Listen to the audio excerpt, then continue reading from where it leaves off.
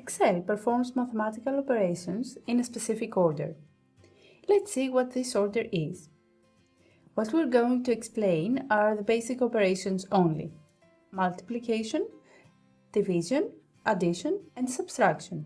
But our examples will also include operations in parentheses.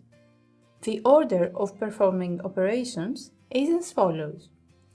Excel performs operations in parentheses first, then multiplications and divisions, and finally additions and subtractions.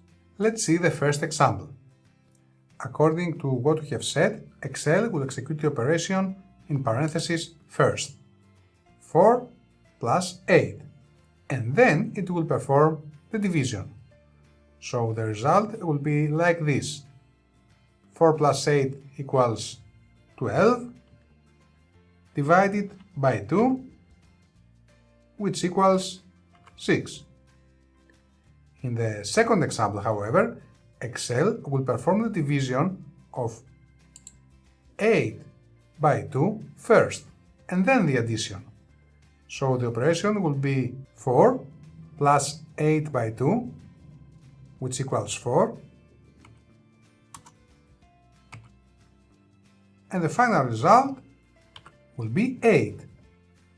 As you can see, the result of the first example is 6, and the result of the second example is 8, even if operations involve the same numbers.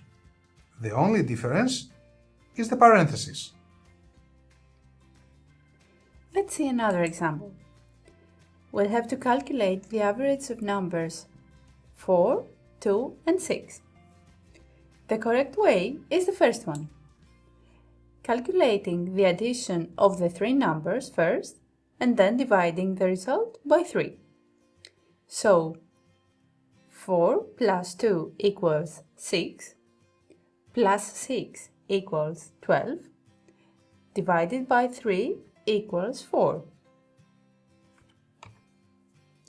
In the second way, since the division precedes the addition, the operation will be 4 plus 2 plus 6 divided by 3, that equals 2.